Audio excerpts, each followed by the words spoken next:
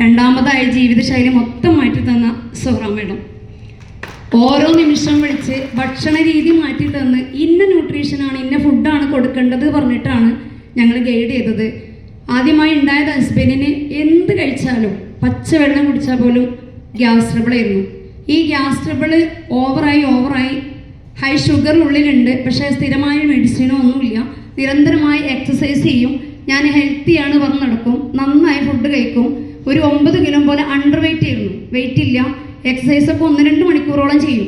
Gas വന്നാൽ നന്നായി exercise ചെയ്താൽ മാറും, ചുടുവെള്ളം കുടിക്കും എന്ന് പറഞ്ഞ് നടക്കും. ഒരു ദിവസം അറ്റാക്ക് വന്നു.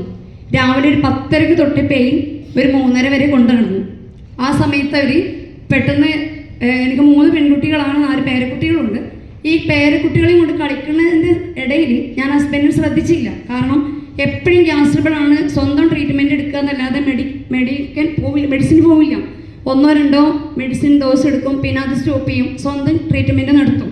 അപ്പോൾ ഞാൻ ശ്രദ്ധിക്കാതായപ്പോഴാണ് ആങ്കർമെന്ന് ഷർട്ട് എടുത്ത് ഓടുന്നുണ്ട്.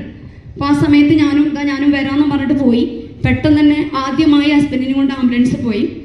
ഒരു പ്രൈമറി ഹോസ്പിറ്റലിൽ നിന്നും തൃശ്ശൂർ ജൂബിലി ഹോസ്പിറ്റലിൽ വന്നു. 24 hours ഒബ്സർവേഷനിലിട്ടു.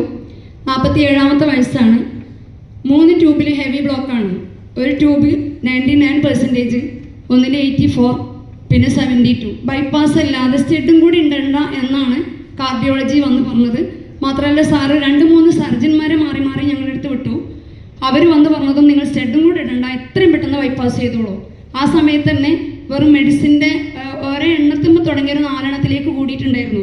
ഗ്യാസിൻ്റെത്, ബ്ലോക്കിൻ്റെത്, അയണിൻ്റെ ഒരുപാട്.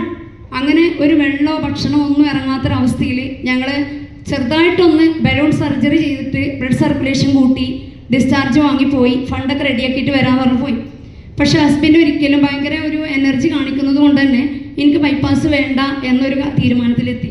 ഈ ബൈപ്പാസ് വേണ്ട എന്ന് പറഞ്ഞത് ഞങ്ങൾക്ക് ഏറ്റവും പേടിയായി. കാരണം ഫാമിലിയായ എൻ്റെ അടുത്തും ഇക്കാക്കാരുടെ അടുത്തുമാണ് നിർബന്ധമായും ബൈപ്പാസ് ചെയ്യണമെന്നും സീരിയസും ഡോക്ടേഴ്സ് പറഞ്ഞത്. അതവർ കേട്ടിട്ടില്ല. അപ്പോൾ അതുകൊണ്ട് തന്നെ ഞങ്ങൾക്ക് വീട്ടിൽ പോകാൻ പേടി. അങ്ങനെ ഏതാണ്ട് ഞങ്ങൾ വീട്ടിൽ പോയിട്ടും ഇവർ സർജറിക്കൊന്നും റെഡി ആവണില്ല. അങ്ങനെ ഞങ്ങൾ നിർബന്ധപൂർവ്വം കോഴിക്കോട് മെഡിക്കൽ കോളേജിലേക്ക് റെഫറായി. അവിടെ ചെന്നപ്പോൾ 12 ദിവസം അവിടെ അഡ്മിറ്റായി. ഒന്നും കൂടെ ഹെവി കൊറോണയും കൊണ്ടുവന്നു. വെറും 18 ദിവസം ഞങ്ങൾക്ക് ഓഗസ്റ്റ് 28-ന്, ജൂലൈ 20 ലാസ്റ്റാണ്, ഓഗസ്റ്റ് 28-ന് ഞങ്ങൾക്ക് ഡേറ്റ് കിട്ടി. പക്ഷേ ഓഗസ്റ്റ് 28-ന് മുമ്പ് ഞങ്ങൾ വീട്ടിൽ വന്ന പാടെ കൊറോണയും കൊണ്ടാണ് വന്ന്. ഞാൻ, മക്കൾ, എല്ലാവർക്കും കൊറോണ. ഈ ആൻറ്റിബയോട്ടിക്സ് ചെയ്യാത്ത ഈ രോഗിക്ക് എങ്ങനെ ഉണ്ടാവുമായിരിക്കും കൊറോണ വന്നു കഴിഞ്ഞാൽ? ഒരു പോളെ കണ്ണടക്കാൻ പറ്റണില്ല, ഒരു ഭക്ഷണം പോലും കഴിക്കാൻ പറ്റുന്നില്ല, പച്ചവെള്ളം കുടിച്ചാൽ പോലും ഫുൾ വോമിറ്റിങ്. ഈ ഒരു കണ്ടീഷനിൽ ഞങ്ങൾ എങ്ങനെ ജീവിച്ചു മരിച്ചു എന്നത് അവർ മാത്രമല്ല, സാറ് പറഞ്ഞ പോലെ മരിച്ച് ജീവിക്കായിരുന്നു ആ ദിവസങ്ങൾ. അങ്ങനെ വീണ്ടും ആംബുലൻസ് കയറി. കൊറോണ അധികമായി, കിട്ടില്ല എന്നുള്ളൊരു സ്റ്റേജിൽ തന്നെ വന്നു. കൊറോണ ആയതുകൊണ്ട് തന്നെ സ്റ്റാർട്ടിങ്ങിലാണ് എല്ലാവരും എവിടെയാണ് കൊറോണ ഉറ്റുനോക്കുന്നൊരു സമയമാണ്. അയൽവാസിയെ ഇന്ന് കൊണ്ടുപോയി പിറ്റേ ദിവസം ഡെഡ് ബോഡി കൊണ്ടുവന്നൊരു അവസ്ഥയാണ്. ഇതേ അവസ്ഥയാണ് അയൽവാസികളെ ഞങ്ങളീ പ്രതീക്ഷിച്ചത്. ഞങ്ങളും മാങ്ങോട് ചെർപ്പളശ്ശേരി ഹോസ്പിറ്റലിൽ പോയി അഡ്മിറ്റായി. അയൽവാസികൾ ഞങ്ങൾ വീടിൻ്റെ ചുറ്റും വൃത്തിയാക്കുന്ന കണ്ടീഷൻ വരെ വന്നു.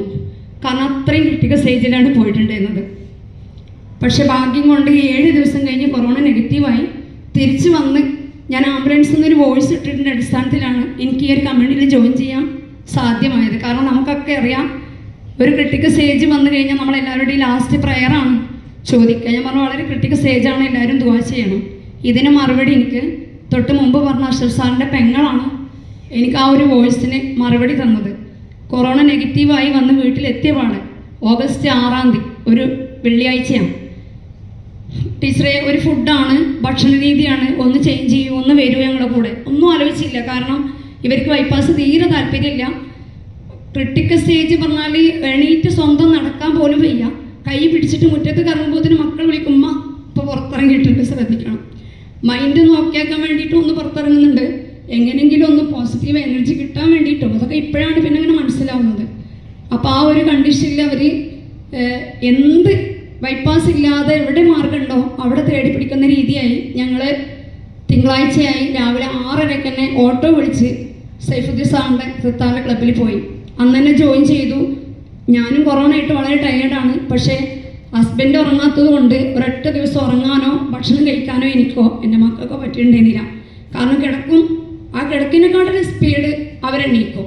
അപ്പോൾ ഇങ്ങനത്തെ ഒരു ക്രിട്ടിക്കൽ സ്റ്റേജിൽ നിന്ന് ഞങ്ങൾ ഈ ഒരു ന്യൂട്രീഷൻ ഫുഡ് എടുത്ത് ഈ 4 വർഷമായിപ്പോൾ ഇതുവരെ എനിക്ക് ഷുഗറോ, ഹൈ ഷുഗർ ഉണ്ടായിരുന്ന ഹസ്ബൻഡിന് ഇപ്പോൾ ഷുഗറില്ല, പ്രഷറില്ല, കൊളസ്ട്രോൾ ഇല്ല. ഞങ്ങൾ വീണ്ടും നമ്മുടെ ഫുഡ് കഴിച്ചതിന് ശേഷം വീണ്ടും ഡോക്ടറെ കാണാൻ പോയി. ആ ഡോക്ടർ തന്നെ TMT ചെയ്തു. ഇനി ബൈപ്പാസ് വേണ്ട, നിങ്ങൾ ജോലിക്ക് പോയിക്കോളൂ. മെഡിക്കൽ സർട്ടിഫിക്കറ്റ് അവർ എഴുതി തന്നു. സാറിൻ്റെ അടുത്ത് ചോദിച്ചു നിങ്ങൾ എന്താ ചെയ്തത്? ഒരിക്കലും ഒരു ഡോക്ടറും മെഡിസിൻ പെട്ടെന്ന് സ്റ്റോപ്പ് ചെയ്യാറില്ല. സാറിനോട് ഞാൻ പറഞ്ഞു, അത് മനസ്സിലാക്കിയിട്ട് ഞാൻ പറഞ്ഞു സാറിൻ്റെ ട്രീറ്റ്മെൻറ്റ് തന്നെയാണ്, പ്ലസ് ഞങ്ങൾ ഫുഡ് സപ്ലിമെൻറ്റും കൂടി ആഡ് ചെയ്തു. നല്ലൊരു ഫുഡ് സപ്ലിമെൻറ്റും ആഡ് ചെയ്തിട്ടുണ്ട്. സാറിൻ്റെ ട്രീറ്റ്മെൻറ്റ് നിർത്തിയിട്ടില്ല എന്ന് പറഞ്ഞു. കാരണം അവർ തയ്യാറാവില്ല, അങ്ങനെയാണ്. ഒന്ന് ഷോർട്ടാക്കി പറഞ്ഞു, ഒരുപാട് പേര് വെയിറ്റ് ചെയ്യുന്നു, പറഞ്ഞു.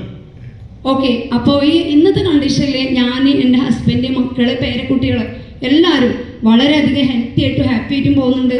ഈ ഒരു ഭക്ഷണ രീതി എന്നെ പരിചയപ്പെടുത്തിയതും എൻ്റെ തെറ്റായ ഫാമിലിയുടെ തന്നെ തെറ്റായ ഭക്ഷണ രീതി മാറ്റി തന്ന സോറ മേഡത്തിനും സാറിനും ഫ്രം ദ ഹാർട്ടിൽ നന്ദി പറയുന്നു. Thank you Markose.